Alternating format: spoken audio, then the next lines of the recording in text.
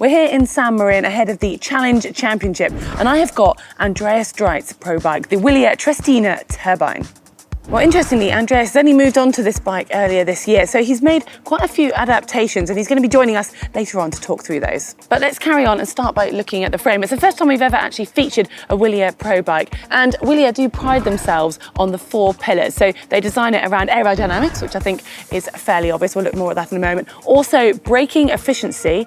Then they talk about making the bike as adjustable as possible. So Andreas will join us to talk through the adjustments that he's made. And it's also designed to be light and very easy to travel with. Okay, let's move towards the front of the bike and have a look at the cockpit area. Now, as Wilier Triestina have used their own inbuilt base bars, which, as you can see, are very much designed for aerodynamics. On the ends of the base bars, he does have the Shimano Dura Ace electronic shifters. He's also got shifters on the ends of his poles here. And one of the features, talking about adjustability early on, you can see this part here, which makes it very easy to adjust the angle of the poles. And then on top of those, he's got the profile design, quite deep cups for an extra stability. And talking of profile design, he also has the Profile Design HSF, a rear drinks bottle that is built in for added aerodynamics. And the final piece up here, Andreas is using the SRM PC8 bike computer that he's attached using the K-Edge mount. Okay, let's look at the exciting feature here. Andreas is choosing to use the 1x58 tooth chainring. Now, apparently last year at the championship, he actually had problems with his chain slipping off, so that's certainly going to solve any problems there. And then on that, he's using the SRM drive side power meter with 172.5mm cranks, and on the end of those he's got the Mavic Cilium Pro SL clipless pedals. Now, we can't ignore the great colourway of this bike, but there's also another nice little feature, and it's one of his sponsors, KMC, have made this custom-made chain with blue in it to match the bike, and using that he's also got the oversized ceramic speed jockey wheels. Well, as you can see, I have managed to find Andy, and I'm delighted. Thanks very much for joining us, Andy. Now I can pick your brains on these little features of your bike. So starting off, can you just tell me why you've chosen to go for the 1x58 tooth this year? 1x58, yeah, that's it was also already on the plan for last year, but time was very short, and then it turned out not as it was supposed to and not than it was planned to. So now it's time to come back and to do it properly, and I hope that there won't be some issues with that this time. Last year I was running I think a 55 or 56. Yeah. But with 2 chain rings and just removed the front derailleur.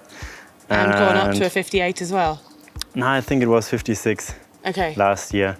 And here now I wanted to do it properly, and I did also some calculation about the speed. Therefore, the 58 was my best choice.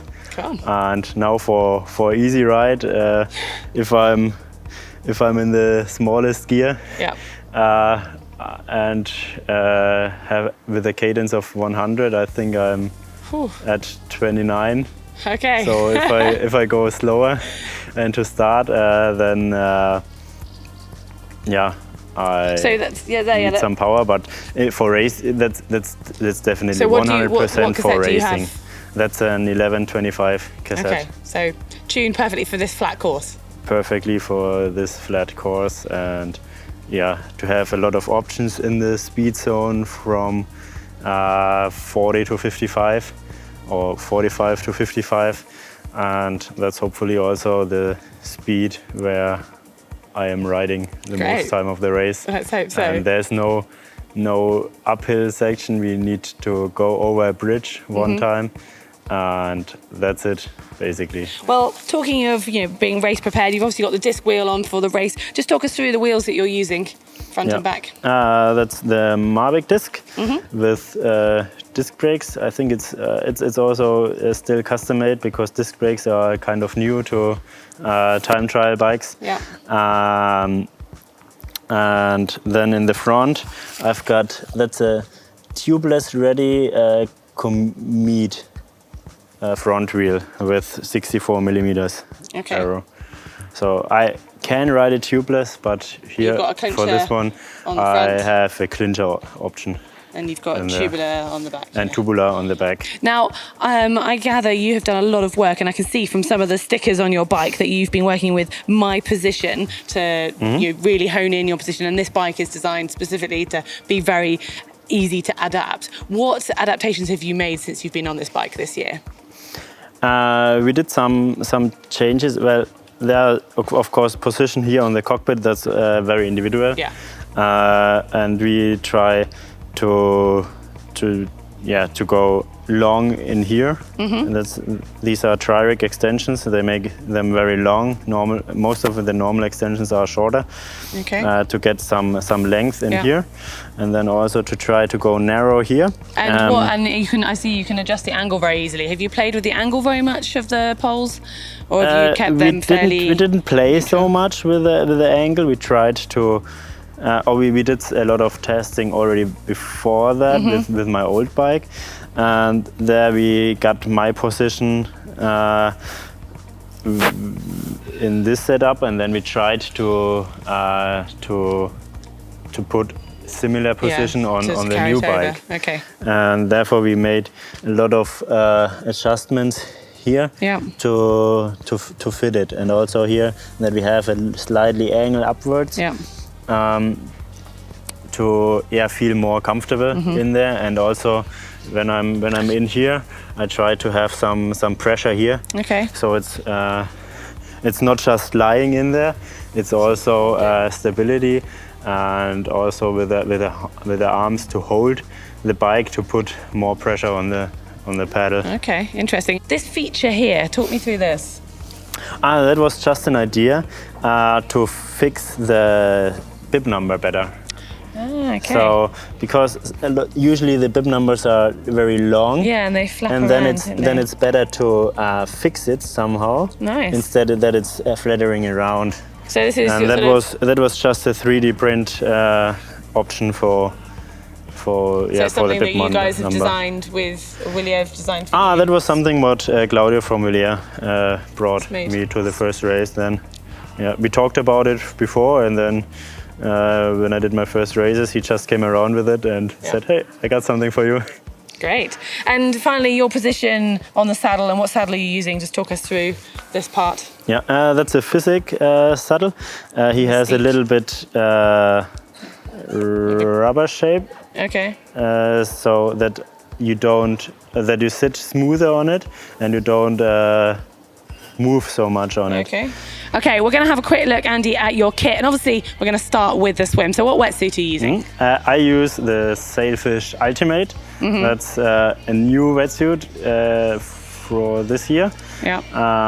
It is a little bit more, it's a mix of the old G range and the one from Sailfish, so very flexible, and also a lot of flooding to help me to hold on to the fastest guys. And what's the biggest change then? You said it's changed from last year. Like here, this wetsuit has also some air inside, so it has more flooding up here. Amazing. Okay, so we'll see you floating easily. Hopefully, yeah. Okay, so underneath that, I want to have a look at your trisuit here. That's my new trisuit from René Rosa, manufacturer from Germany. Actually, not far from Roth, where the Challenge Roth is. I like the fact you've got lots of local input into a lot of what you've done. It's a great fit altogether, because this time my main race is also, or one of my main races, Challenge Roth, and all is in Bavaria. And also my team sponsor, Eddinger Alkoholfrei, is from Bavaria. So we did a little bit of the Bavarian flag inside to show local support, and also my where I come from. And then this suit is a little bit different to others, because you can open it here. Okay. And it has a complete zipper up and down, and just a small cover here, so it's easier to get in after swimming. So do you wear it even when you're using a wetsuit? Will you have it on in a wetsuit, or will you have it around your waist? I have it on my waist. Even in a wetsuit? Yeah, to have more space and more freedom for the swim. Okay, that's interesting. And the rest of your outfit for the bike, what are you wearing on your head here? That's the Boost 1. Okay. From Rooney Project. Yeah, that's more in the category of aero road helmet with a lot of openings for cool air and for to keep the head clear, and also comfort. And do you use that for whatever distance you're racing and whatever conditions you're racing in? Not always. We did also specific tests with Rooney Project in wind tunnel, and then we had some very surprising results that it really depends on the course and also on the position of the helmet. So for these flat courses and also hot conditions. Okay. So we'll keep an eye and see if you use anything different the rest of the year then. Yeah. And on your feet, what are you cycling with? I'm riding with Mavic, the Trihelium, since a lot of years. I've got a custom-made insole in there to have a little bit more stability, and it's easy to go in and out, and also very comfortable. They are very wide and also easy to go into. I also use the Mavic pedal system where I feel very comfortable with it because I have a lot of freedom in there, and I always find my best position once you're settled in. Yeah. Great. And final thing on the bike, glasses. Do you wear them on the bike and the run, and what glasses are you using? Yeah, I have the Rooney Project glasses. I think that's the Tralex, and looks like it. I use most likely I go with the glasses instead of visor on the bike, and there's also a small trick. The Rooney has here just some clips, and if you put them a little bit more together, the glasses are sitting a little bit higher. Maybe it looks a little bit weird if you just have it like this, but when you are riding, it's a huge difference up here that you don't see the frame of the glasses, so you have better sight to the front. That's really interesting. And then for the running, you just put them. For the running, it doesn't matter. Yeah. Sometimes I do it, sometimes I forget. It doesn't matter by the time you get to the run. I don't care. Yeah, exactly. That's it. Yeah. Great. And whilst we're talking about the run, do you use a cap when you're running usually?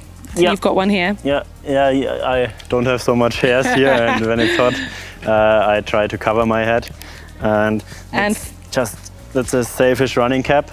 And if it's hot, it's also good. Then it's cooling a little bit, especially if it's wet. Yeah. And it's might be perfect fitting to my this condition, my head. Sometimes I wear it this way. Sometimes I also do it like the other way. The full model effect. Most times I take it. Brilliant. And final piece for the running, and probably the most important part, your shoes. Yeah. What are you running in? The most important part for the running, my shoes. This is the Cloud Flow. I'm running on since I think since 2012, so a lot of years. Almost one of the first guys who was running on, because it's we followed you as well. Still a very new company, but also a very well-known company. So they obviously did a very great job. And sometimes I also take the Cloud Racer. But it depends a little bit on the course, and also sometimes a little bit just on my feelings. But for this Sunday, the Cloud Flow is my best choice. And I almost forgot to ask, there are no socks here. Do you go sockless for all of it? No, for running I go with socks. You do wear socks. Well, Andy, thank you so much for your time and for bringing this great bike along. Yeah, thank you for showing this bike and creating some great movies. And if you're interested to see more pro bikes, just click here. And if you haven't done so yet, you can hit the globe to subscribe. And if you want to see an experiment that Mark and I did looking at bike pacing, that video is just here.